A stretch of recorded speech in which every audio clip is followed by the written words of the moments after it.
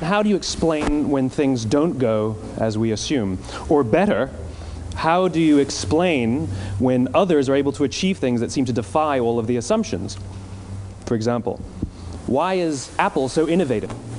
Year after year after year after year, they're more innovative than all their competition. And yet, they're just a computer company. They're just like everyone else. They have the same access to the same talent, the same agencies, the same consultants, the same media.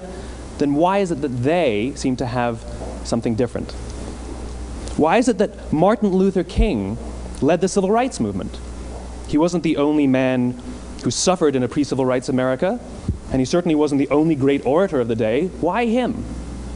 And why is it that the Wright brothers were able to figure out controlled powered manned flight when there were certainly other teams who were better qualified, better funded, and they didn't achieve powered manned flight, and the Wright brothers beat them to it? There's something else at play here. About 3.5 years ago, I made a discovery, and this discovery profoundly changed my view on how I thought the world worked, and it even profoundly changed the way in which I operate in it.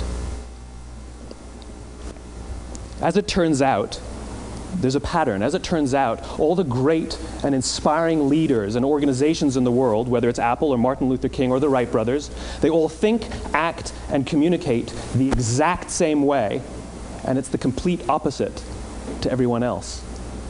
All I did was codify it. And it's probably the world's simplest idea. I call it the golden circle.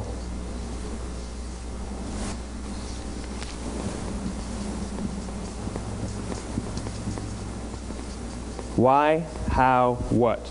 This little idea explains why some organizations and some leaders are able to inspire where others aren't. Let me define the terms really quickly.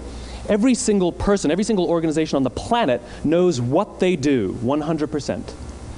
Some know how they do it, whether you call it your differentiating value proposition or your proprietary process or your USP. But very, very few people or organizations know why they do what they do. And by why, I don't mean to make a profit. That's a result. It's always a result. By why, I mean what's your purpose? What's your cause? What's your belief? Why does your organization exist? Why do you get out of bed in the morning? And why should anyone care? Well, as a result, the way we think, the way we act, the way we communicate is from the outside in. It's obvious. We go from the clearest thing to the fuzziest thing. But the inspired leaders and the inspired organizations, regardless of their size, regardless of their industry, all think, act, and communicate from the inside out. Let me give you an example. I use Apple because they're easy to understand and everybody gets it. If Apple were like everyone else, a marketing message from them might sound like this. We make great computers. They're beautifully designed, simple to use, and user-friendly. Want to buy one? Meh. And that's how most of us communicate. That's how most marketing is done, that's how most sales is done, and that's how most of us communicate interpersonally. We say what we do, we say how we're different or how we're better, and we expect some sort of behavior, a purchase, a vote, something like that. Here's our new law firm. We have the best lawyers with the biggest clients. We have, we always perform for our clients, do business with us. Here's our new car. It gets great gas mileage. It has, leather seats. Buy our car. But it's uninspiring. Here's how Apple actually communicates. Everything we do, we believe in challenging the status quo. We believe in thinking differently. The way we challenge the status quo is by making our products beautifully designed, simple to use, and user-friendly. We just happen to make great computers. Want to buy one? Totally different, right? You're ready to buy a computer from me. All I did was reverse the order of the information. What it proves to us is that people don't buy what you do, people buy why you do it. People don't buy what you do, they buy why you do it. This explains why every single person in this room is perfectly comfortable buying a computer from Apple. But we're also perfectly comfortable buying an MP3 player from Apple, or a phone from Apple, or a DVR from Apple. But as I said before, Apple's just a computer company. There's nothing that distinguishes them structurally from any of their competitors. Their competitors are all equally qualified to make all of these products. In fact, they tried. A few years ago, Gateway came out with flat-screen TVs. They're eminently qualified to make flat-screen TVs. They've been making flat-screen monitors for years. Nobody bought one. And Dell. Dell came out with MP3 players and PDAs. And they make great quality products, and they can make perfectly well-designed products, and nobody bought one. In fact, talking about it now, we can't even imagine buying an MP3 player from Dell. Why would you buy an MP3 player from a computer company? But we do it every day. People don't buy what you do, they buy why you do it. The goal is not to do business with everybody who needs what you have. The goal is to do business with people who believe what you believe. Here's the best part. None of what I'm telling you is my opinion. It's all grounded in the tenets of biology, not psychology, biology. If you look at a cross-section of the human brain, looking from the top down, what you see is the human brain is actually broken into 3 major components that correlate perfectly with the golden circle. Our newest brain, our Homo sapien brain, our neocortex, corresponds with the what level. The neocortex is responsible for all of our rational and analytical thought and language. The middle 2 sections make up our limbic brains, and our limbic brains are responsible for all of our feelings, like trust and loyalty. It's also responsible for all human behavior, all decision-making, and it has no capacity for language. In other words, when we communicate from the outside in, yes, people can understand vast amounts of complicated information like features and benefits and facts and figures. It just doesn't drive behavior. When we communicate from the inside out, we're talking directly to the part of the brain that controls behavior, and then we allow people to rationalize it with the tangible things we say and do. This is where gut decisions come from. You know, sometimes you can give somebody all the facts and your figures, and they say, I know what all the facts and details say, but it just doesn't feel right. Why would we use that verb? It doesn't feel right. Because the part of the brain that controls decision-making doesn't control language. And the best we can muster up is, I don't know, it just doesn't feel right. Or sometimes you say you're leading with your heart or you're leading with your soul. Well, I hate to break it to you, those aren't other body parts controlling your behavior. It's all happening here in your limbic brain, the part of the brain that controls decision-making and not language. But if you don't know why you do what you do, and people respond to why you do what you do, then how will you ever get people to vote for you or buy something from you, or more importantly, be loyal and want to be a part of what it is that you do? Again, the goal is not just to sell people who need what you have. The goal is to sell to people who believe what you believe. The goal is not just to hire people who need a job. It's to hire people who believe what you believe. I always say that, you know, there's, if you hire people just because they can do a job, they'll work for your money. But if you hire people who believe what you believe, they work for you with blood and sweat and tears. And nowhere else is there a better example of this than with the Wright brothers. Most people don't know about Samuel Pierpont Langley. And back in the early 20th century, the pursuit of powered man flight was like the dot-com of the day. Everybody was trying it. And Samuel Pierpont Langley had what we assume to be the recipe for success. I mean, even now, you ask people, why did your product or why did your company fail? And people always give you the same permutation of the same 3 things. Undercapitalized, the wrong people, bad market conditions. It's always the same 3 things. So let's explore that. Samuel Pierpont Langley was given $50,000 by the War Department to figure out this flying machine. Money was no problem. He held a seat at Harvard and worked at the Smithsonian and was extremely well connected. He knew all the big minds of the day. He hired the best minds money could find, and the market conditions were fantastic. The New York Times followed him around everywhere, and everyone was rooting for Langley. And how come we've never heard of Samuel Pierpont Langley? A few hundred miles away in Dayton, Ohio, Orville and Wilbur Wright. They had none of what we consider to be the recipe for success. They had no money. They paid for their dream with the proceeds from their bicycle shop. Not a single person on the Wright brothers' team had a college education, not even Orville or Wilbur. And the New York Times followed them around nowhere. The difference was Orville and Wilbur were driven by a cause, by a purpose, by a belief. They believed that if they could figure out this flying machine, it'll change the course of the world. Samuel Pierpont Langley was different. He wanted to be rich, and he wanted to be famous. He was in pursuit of the result. He was in pursuit of the riches. And lo and behold, look what happened. The people who believed in the Wright brothers' dream worked with them with blood and sweat and tears. The others just worked for the paycheck. And they tell stories of how every time the Wright brothers went out, they would have to take 5 sets of parts because that's how many times they would crash before they came in for supper. And eventually, on December 17th, 1903, the Wright brothers took flight. And no one was there to even experience it. We found out about it a few days later. And further proof that Langley was motivated by the wrong thing, the day the Wright brothers took flight, he quit.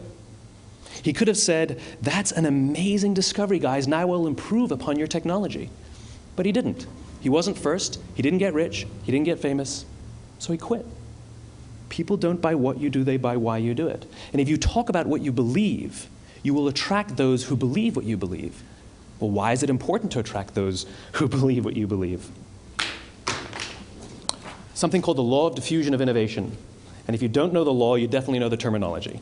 The first 2.5% of our population are our innovators. The next 13.5% of our population are our early adopters. The next 34% are your early majority, your late majority, and your laggards. The only reason these people buy touch-tone phones is because you can't buy rotary phones anymore. We all sit at various places at various times on the scale, but what the law of diffusion of innovation tells us is that if you want mass market success or mass market acceptance of an idea, you cannot have it until you achieve this tipping point between 15 and 18% market penetration, and then the system tips. And I love asking businesses, what's your conversion on new business? And they love to tell you, oh, it's about 10% proudly. Well, you can trip over 10% of the customers. We all have about 10% who just get it. That's how we describe them, right? That's like that gut feeling, oh, they just get it. The problem is, how do you find the ones that just get it before you're doing business with them versus the ones who don't get it? So it's this here, this little gap, that you have to close, as Geoffrey Moore calls it, crossing the chasm. Because you see, the early majority will not try something until someone else has tried it first. And these guys, the innovators and the early adopters, they're comfortable making those gut decisions. They're more comfortable making those intuitive decisions that are driven by what they believe about the world, and not just what product is available. These are the people who stood online for 6 hours to buy an iPhone when they first came out, when you could have just walked into the store the next week and bought one off the shelf. These are the people who spent $40,000 on flat-screen TVs when they first came out, even though the technology was substandard. And by the way, they didn't do it because the technology was so great. They did it for themselves. It's because they wanted to be first. People don't buy what you do, they buy why you do it. And what you do simply proves what you believe. In fact, people will do the things that prove what they believe. The reason that person bought the iPhone in the first 6 hours, or stood in line for 6 hours, was because of what they believed about the world and how they wanted everybody to see them. They were first. People don't buy what you do, they buy why you do it. So let me give you a famous example, a famous failure and a famous success of the law of diffusion of innovation. First, the famous failure. It's a commercial example. As we said before a second ago, the recipe for success is money and the right people and the right marketing conditions, right? You should have success then. Look at TiVo. From the time TiVo came out about 8 or 9 years ago to this current day, they are the single highest quality product on the market. Hands down, there is no dispute. They were extremely well funded. Market conditions were fantastic. I mean, we use TiVo as a verb. I TiVo stuff on my piece of junk Time Warner DVR all the time. But TiVo is a commercial failure. They've never made money. And when they went IPO, their stock was at about $30 or $40 and then plummeted, and it's never traded above 10. In fact, I don't think it's even traded above 6, except for a couple of little spikes. Because you see, when TiVo launched their product, they told us all what they had. They said, we have a product that pauses live TV, skips commercials, rewinds live TV, and memorizes your viewing habits without you even asking. And the cynical majority said, we don't believe you, we don't need it, we don't like it, you're scaring us. What if they had said, if you're the kind of person who likes to have total control over every aspect of your life, boy, do we have a product for you. It pauses live TV, skips commercials, memorizes your viewing habits, etc., etc. People don't buy what you do, they buy why you do it, and what you do simply serves as the proof of what you believe. Now let me give you a successful example of the law of diffusion of innovation. In the summer of 1963, 250,000 people showed up on the Mall in Washington to hear Dr. King speak. They sent out no invitations, and there was no website to check the date. How do you do that? Well, Dr. King wasn't the only man in America who was a great orator. He wasn't the only man in America who suffered in a pre-civil rights America. In fact, some of his ideas were bad, but he had a gift. He didn't go around telling people what needed to change in America. He went around and told people what he believed. I believe, I believe, I believe, he told people.